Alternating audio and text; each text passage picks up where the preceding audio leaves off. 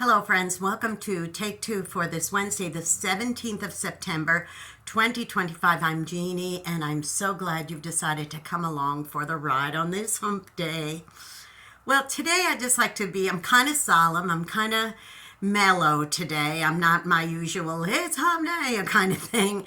I just wanted to share from my heart just a little bit today on what to say when you don't know what to say. The last recent days, we've had a lot of tragedy in the news and a lot of tragedy, even personal tragedies. I had an extended family member pass away. I didn't know him, but I knew his parents, and they lost their adult son, and it very tragic, of course. And then I just read this morning an extended acquaintance of mine lost her husband with cancer.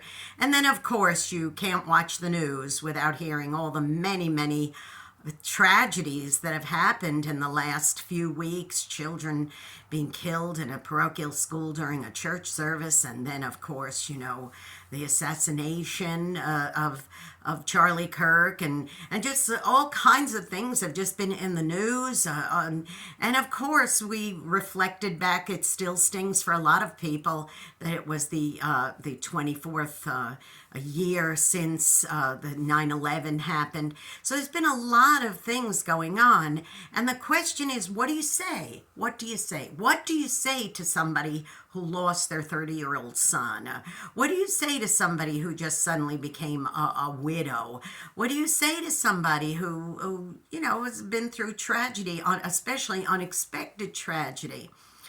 And sometimes I think the best thing to say is nothing at all, but just to be there for them, just to, there's all kinds of flowery things you could say. I really wondered, what do I say to this extended family member who lost their son? What do I say? So I just simply sent a small, short message to say, our love and prayers are with you in this time, or something to that effect.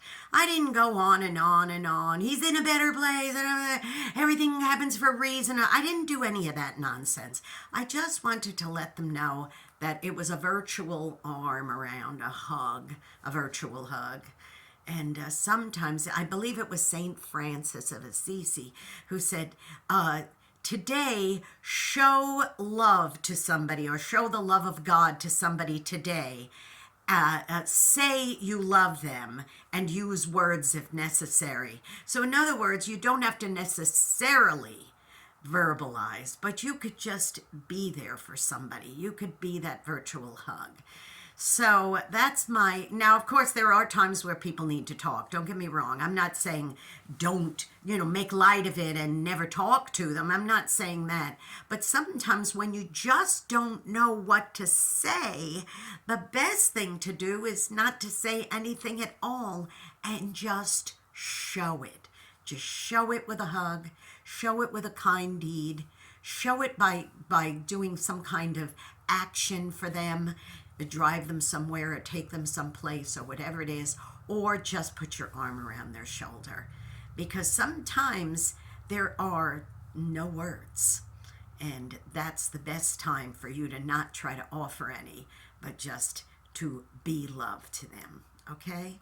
And go be a blessing to somebody today. You may end up being the only one who is. And if you know somebody right now who just needs that virtual hug or the love to be shown to them, you know who they are. You go do that, okay?